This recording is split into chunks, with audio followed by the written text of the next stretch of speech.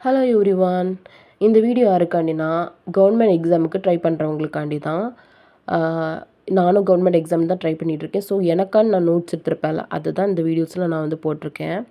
So நீங்கள் இந்த video பார்க்கும்போது ஒரு பாடத்தை கவர் பண்ண மாதிரி ஆயிரும். ஒரு 5 நிமிஷம் ஸ்பெண்ட் பண்ணால் போதும், இந்த ஒரு பாடத்தை நம்ம வந்து கவர் பண்ணிடலாம். அதில் எது முக்கியமான பாயிண்ட்டோ அதை நான் வந்து நோட்ஸ் எடுத்து வச்சுருக்கேன். அதை வந்து உங்களுக்கு வந்து நான் வாசிக்கிறது மூலமாக நீங்கள் வந்து ஒரு நோட்ஸ் எடுத்துச்சுன்னா உங்களுக்கு வந்து அது யூஸ்ஃபுல்லாக இருக்கும்னு நினைக்கிறேன். வாங்க வீடியோக்குள்ளே போகலாம். ஒரு மொழியின் மாண்பும் செறிவும் அழகும் அம்மொழியின் கவிதைகளை கொண்டே மதிப்பிடப்படுகின்றன. தமிழ் கவிதைகளின் தொன்மை, மரபு, பிற மொழி சார்பின்மை, இடையறாத தொடர்ச்சி ஆகியன தனி சிறப்பு வாய்ந்தவை. சங்ககால கவிதைகள் அகம் புறம் சார்ந்த வாழ்வியல் நெறிகள், கலைகள், கல்வி, அரசியல், பொருளாதாரம், வணிகம், வேளாண்மை குறித்த பதிவுகளை வெளிப்படுத்துகின்றன.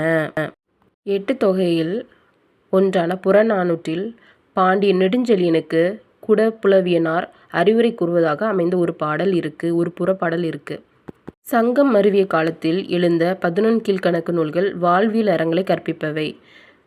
திருக்குறள் கீழ்க்கணக்கு நூல்களில் குறிப்பிடத்தக்கது. மாந்தருக்கு அறமே நிலையானது என்பதை குறிக்கும் மணிமேகலை காப்பியத்தில் அமைந்த கவிதை ஒன்று இங்கே இருக்கு. அதை நீங்கள் நோட்ஸ் எடுத்து. காப்பிய கவிதைகளுக்கு பின் இயற்றப்பட்ட தமிழ் கவிதைகளின் பாடுபொருள் கடவுளை நோக்கியதாக அமைந்திருந்தது.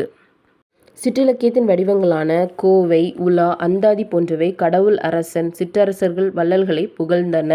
தமிழ் யாப்பிலக்கணத்தின்படி எழுத்து, அசை, சீர், தலை, அடி, தொடை ஆகிய கூறுகளுடன் அமைந்த பாவினைகளை மரபு பாடல் என்கிறோம்.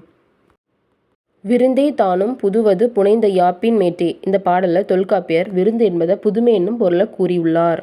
பாரதியார் தாம் முதலில் தமிழ் கவிதைகளில் புதிய முயற்சிகளை மேற்கொண்டவர் ஆவார். சுவை புதிது, பொருள் புதிது, வளம் புதிது, சொற்புதிது, சோதிமிக்க நவகவிதை என்று பாரதியார் புதுக்கவிதைக்கு விளக்கம் கூறியிருக்காரு. தமிழில் வெளிவந்த முதல் வசன கவிதை எது அப்படின்னா காட்சி அப்படிங்கிற வசன கவிதை தான் வந்துச்சு. இந்தியா விடுதலைக்காக போராடிட்டு இருந்த போது கவிதைகள்ல தேச விடுதலை, பெண் விடுதலை, சமுதாய விடுதலை இந்த 3ம் பாடுபொருளாக இருந்திருக்கு. அப்புறம் பாரதியின் கவிதா மண்டலத்தை சேர்ந்தவர் என்று பாரதியாரால் முன்மொழியப்பட்டவர் பாரதிதாசன். நம்மளோட பாரதியார் தன்மொழி, தன்னாடு, தம் மக்கள் என்று பாடியதால ரஷ்ய கவிஞரான ரசூல் கம்சதேவ் என்பவரோடு ஒப்பிடப்படுறாரு. புது கவிதைகளின் முன்னோடிகளாக இருப்பவர் யாருன்னா நா. பிச்சமூர்த்தி. இவர் தான் புது கவிதையின் தந்தை என்று அழைக்கப்படுறார். சீசு செல்லப்பா தொடங்கிய எழுத்து இதழ் புது கவிதையின் சோதனைகளின் முயற்சிகளை வெளியிட்டது. புதுக்குறள்கள் என்னும் நூல் 24 கவிஞர்களால் எழுதப்பட்ட 63 கவிதைகளை கொண்டது. 1970 வெளிவந்த கசடதபர என்னும் இதழ் ஞானக்கூத்தன், கலாபிரியா, கல்யாண்ஜி போன்ற புது கவிஞர்களை அறிமுகப்படுத்தியது.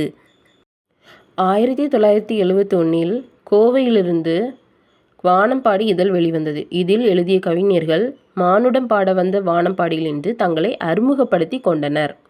இதே காலகட்டத்தில் அப்துல் ரகுமான், அபி போன்ற கவிஞர்கள் இயக்க அடையாளங்கள் இல்லாமல் தனித்துவத்தோடு கவிதைகள் எழுதியமை குறிப்பிடத்தக்கவையாக இருந்திருக்கு. நெக்ஸ்ட், புது கவிதையின் உத்திகள். உவமை. தெரிந்த பொருளை கொண்டு தெரியாத பொருளை உணர்த்துவது உவமை ஆகும். உருவகம். உவமையும் பொருளும் வேறொன்றுள்ள ஒன்றே என கருதுமாறு செறிவுற அமைவது உருவகம் ஆகும். நெக்ஸ்ட், படிமம். உவமை, உருவகம் என்பன மேன்மேலும் இறுகிய நிலையில்தான் படிமம் தோன்றுகிறது. முற்றுருவக பாங்கில் அமைந்த தெளிவானதோர் அகக்காட்சியை வழங்கும் ஆற்றலுடையதே படிமம் ஆகின்றது. அங்கதம் என்பது நகைப்புடன் கூடிய எல்லாகும். குற்றங்களை கடிந்துரைக்காமல் நகைச்சுவையுடன் சுட்டி திருத்துவல்ல திறனுடையது அங்கதம். சிலேடை. சிலேடை என்பது ஒரு சொல் இரு பொருள் பட வருவதாகும். இதுக்கு எக்ஸாம்பிளும் கொடுத்துருக்காங்க. என்ன அப்படின்னா வீழ்ச்சி. வீழ்ச்சி என்னும் சொல் வீழ்தல் என்னும் பொருளிலும், நீர்வீழ்ச்சி என்பது அருவி என்னும் பொருளிலும் சிலேடைகளாக வந்துள்ளன. இந்த உத்தியில் நெக்ஸ்ட் என்ன அப்படின்னா இருண்மை. படிப்பவர் தம் அறிவுக்கும் உணர்வுக்கும் அனுபவத்திற்கும் ஏற்ப அது வெவ்வேறு பொருளை தரும். பெண்களுக்கு வழங்கும் மதிப்பில்தான் ஒரு நாகரிக சமுதாயத்தின் அளவுகோல் உள்ளது. விளிம்பு நிலை மாந்தரின் கவிதைகள் விடுதலையை, சுயமரியாதையை மீட்டெடுப்பதற்கான ஒரு குரலாக வெளிப்படுத்துகின்றன. 16ஆம் நூற்றாண்டில் ஜப்பானில் தோன்றிய பழமையான ரென்ஹா பாடல் மரபிலிருந்து ஹைக்கு என்ற கவிதை உருவானது. இக்கவிதை தமிழுக்கு அறிமுகம் செய்தவர் பாரதியார். இந்த கவிதை 3 வரிகளால் ஆனது. முதல் 2 வரிகளில் கூறப்படக்கூடிய கருத்து 3வது வரிகளில் விடுவிக்கப்படும். படிப்பவர் மனசில் ஒரு வெளிச்சமான ஒரு உணர்வை ஏற்படுத்திவிடும். அடுத்த கவிதையோட டைப் என்ன அப்படின்னா, அன்றாட வாழ்வில் நிகழ்வுகளின் குறும்புத்தனம் நகைச்சுவையும் கலந்து செந்நியுரி எழுதப்படுகிறது. நெக்ஸ்ட் கவிதை லிமெரிக் கவிதை. 5 அடிகளை கொண்டிருக்கும். மழலையர் பாடல்கள் போல இருக்கும். நெக்ஸ்ட் லிமெரிக்கு. ஹைக்கூ கவிதையின் மூவடி எல்லையும் லிமெரிக் கவிதையின் இயல்பையும் கொண்டது லிமெரிக்கு. தமிழில் முதலில் லிமெரிக்கு எழுதியவர் ஈரோடு தமிழன் ஆவார்.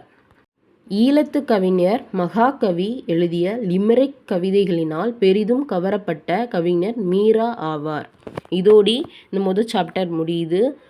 உங்களுக்கு பிடிச்சிருந்தா லைக் பண்ணுங்கள், ஷேர் பண்ணுங்கள், சப்ஸ்கிரைப் பண்ணுங்கள். உங்களுக்கு இதே மாதிரி வீடியோஸ் வேணும்னா கமெண்ட் பண்ணுங்கள். Thank you all.